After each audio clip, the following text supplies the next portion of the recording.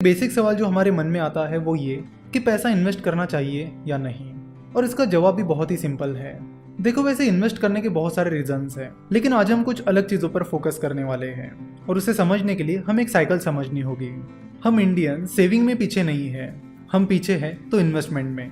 और हम इन्वेस्टमेंट में इसलिए पीछे हैं क्योंकि फाइनेंशियल अवेयरनेस इंडिया में उतना कुछ खास नहीं रहा है। हमें इन्वेस्टमेंट के बारे में कहीं पर भी नहीं सिखाया जाता, ना स्कूल कॉलेजेस में ना घर पे। देखो, आप अगर अपना घर भी चला रहे हो तो उसमें मनी मैनेजमेंट का बहुत बड़ा रोल होता है। हम जितनी भी कई सारी चीज़ें करते हैं उनमें फाइनेंशियल मैनेजमेंट और मनी मैनेजमेंट का बहुत बड़ा रोल होता है, लेकिन हमें money management, financial management, investment इनके बारे में सिखाया ही नहीं जाता। तो इन्वेस्टमेंट को पूरी तरह समझने के लिए हमें एक साइकिल को समझना होगा।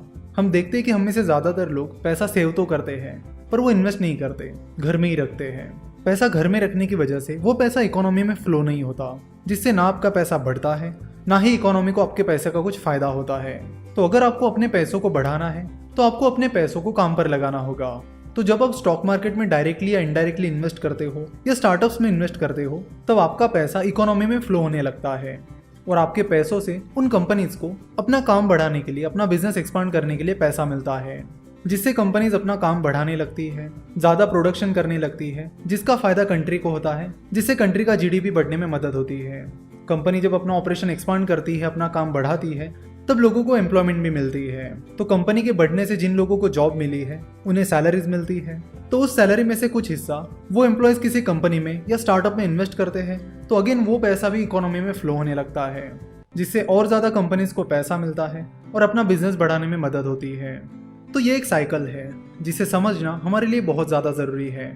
तो इन्वेस्ट करने से ना सिर्फ आपको बल्कि कंट्री को भी फ़ायदा मिलता है, इकोनॉमी ग्रो होने में हेल्प होती है।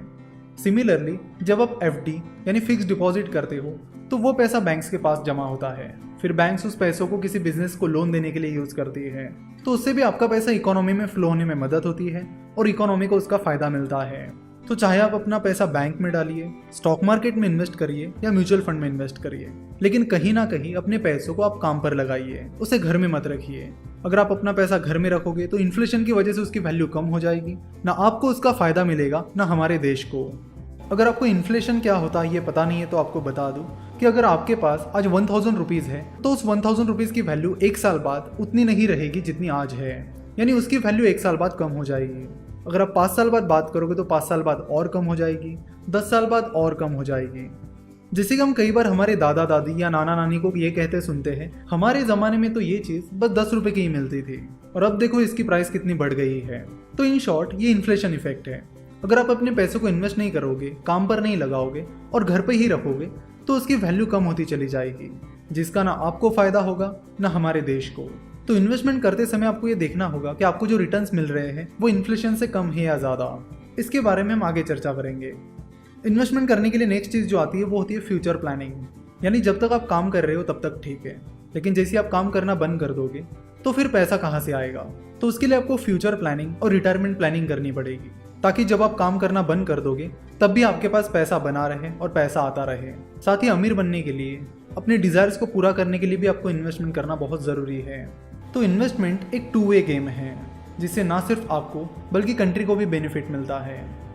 नेक्स्ट लेक्चर में हम कुछ इन्वेस्टमेंट स्ट्रीम्स के बारे में बात करेंगे, यानी वो कौन कौन से इन्वेस्टमेंट एवेन्यूज़ हैं जहाँ पर आप इन्वेस्ट कर सकते हो, कौन सा तरीका आपको सूटेबल हो सकता है और कौन सा नहीं। इन सब चीज़ों के बारे में हम नेक्स्ट लेक्चर में बात करेंगे। आशा करता हूँ कि आपको वीडियो पसंद आई होगी।